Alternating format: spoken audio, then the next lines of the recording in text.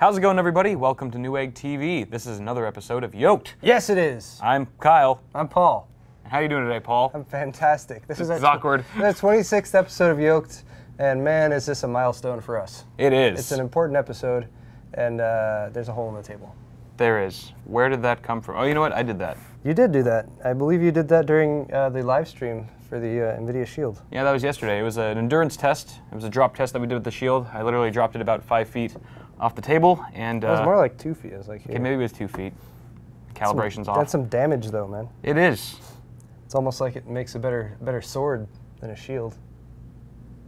We were promised flying cars by 2015 according to the original Back to the Future trilogy, and I'm happy to report that we are ahead of schedule. Although not quite as compact or as elegant as a DeLorean hover conversion, the Terrafugia transition is both street legal and a flying car.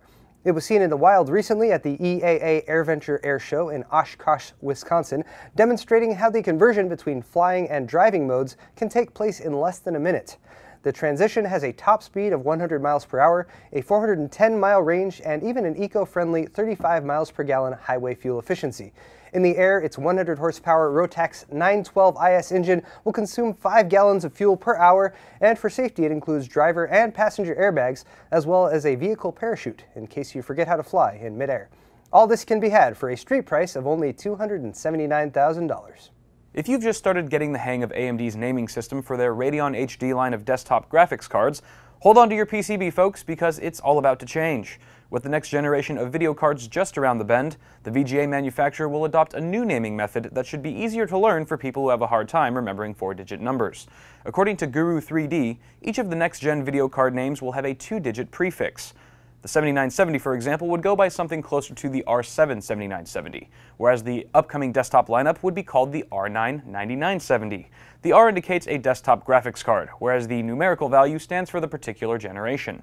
Another rumor suggests the second digit could indicate a performance segment rather than the series itself. Either way, we'll have to wait for the 9000 series launch in October for an official confirmation before we can assess AMD's theory that if you want to simplify something, make it longer. At this point, I just would like to pause to point out to all of our viewers at home that we are doing a fantastic job so far today. That's right, Paul. And now it's time to take it over to my favorite part of this show. Your favorite part? It's my favorite part, too. It's time for announcements with Jenny. All right, everyone, just a real quick announcement. August 2nd and 3rd, Anaheim Convention Center. If you want to know where Paul is, he'll be at VidCon, and so will some other members of the Newegg TV team. So please come out if you have tickets and say hi. If you're an early tech adopter, I have a $15,000 question for you. Is a curved OLED display worth $15,000 to you? Both Samsung and LG are now set to ship out their latest TV technology, with Samsung's 55-inch KN55S9 expected to hit select stores in mid-August. LG should be close behind with their 55 EA9800, also a 55-incher that will cost you $15K at launch. Considering what a similarly sized LCD cost back when that technology was first introduced, I actually didn't find the prices for these OLEDs to be that exorbitant. That is, until I realized that these panels are still only pushing a resolution of 1920 by 1080. Compare that to a readily available 55-inch LED backlit LCD TV, which you can find for less than $1,000 on Newegg, and really you're talking about an extra $14,000 for an OLED technology and a curved panel. OLED will give you better color and amazing contrast ratio, actually achieving the true black that many TVs can't provide due to their backlight, and also they can be even thinner and will use less power than an LED backlit LCD. I am genuinely looking forward to this technology becoming mainstream, but I think I can say with confidence that if I do buy an OLED TV in the coming years, it will be sporting a resolution higher than 1080, probably 4K. And I would love to find out how many of you agree with me, so please let me know in the comments down below if you're excited about OLED, and also whether or not you would consider one if it only supported 1080.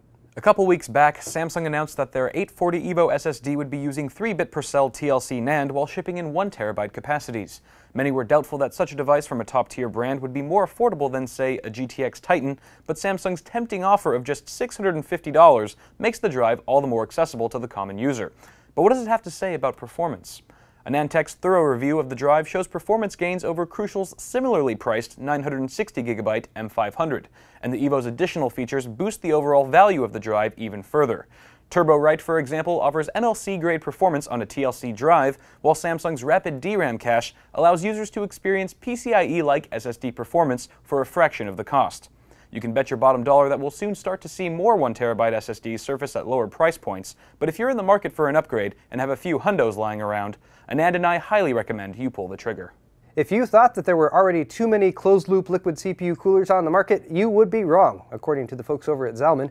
Not to be outdone by the likes of Corsair, Swiftech, or Cooler Master, Zalman has revived their Reserator line with the Reserator 3 Max.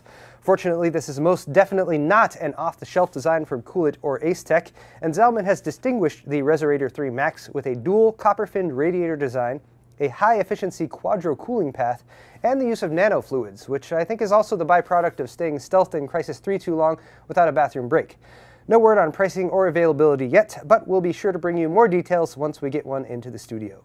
Alright everybody, that is going to do it for this episode of Yolk'd. And for the outro, Paul and I thought we'd bring Jenny out here to join us in the infamous egg toss. That's right, Kyle. So I'd like to say a huge thanks to all you guys for watching. Of course, stay tuned for more episodes of Yolk'd in the very near future.